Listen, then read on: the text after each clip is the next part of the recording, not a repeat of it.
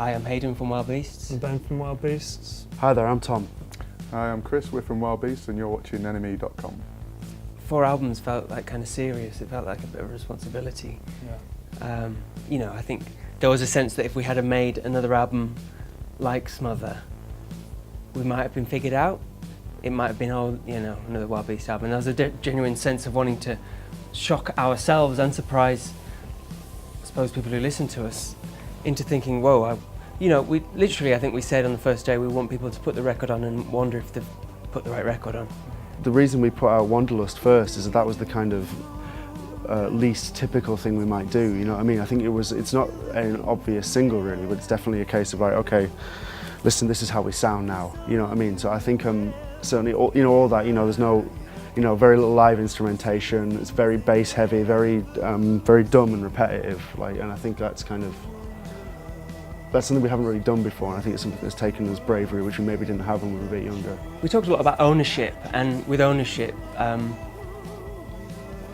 it's very fluid now. People, we don't expect people, we shouldn't say this, but don't expect people to buy our records. It's not essential anymore. And I think that works both ways, kind of artistically. We can then claim what we want. So pop-wise, we did talk about Beyoncé, and there's a kind of way you can inhabit someone else's skin, as it were. And there's a few lines, certainly on Simple Beautiful Truth, where I was kind of feeling pretty guilty, like, can we really pull off this line? But that was the kind of danger zone where you felt alive to be in.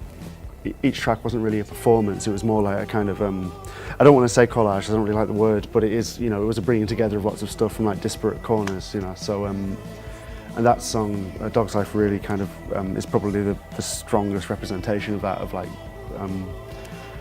doing things in a way that's less of a proper band, you know what I mean? I think we've certainly, as we've gone on in our career, has been, we've fallen out of love with the idea of being a proper band. The music world, when we got into it, has shifted entirely, and I think we kind of thrive on being able to kind of reinvent ourselves, and that was something I think we were desperate to kind of break away from Smother in the end, and that kind of helped. Yeah, it was sort of weird because it felt like it went very quiet, like in between the 2 records, and there was a time where we flatlined for a while. Yeah, it's just like, if you came back, people, or didn't, people wouldn't really give a shit, yeah. But that in itself kind of galvanised us, and you have to be kind of shamanistic about it when you're starting to make a record. You have to convince yourself of things that aren't certain. With any creative work, it's messy, it's unpredictable. So, but you have to that's what the gang element of it, we kind of convince each other of things which would otherwise be impossible, and I think the collective confidence kind of came through in that sense.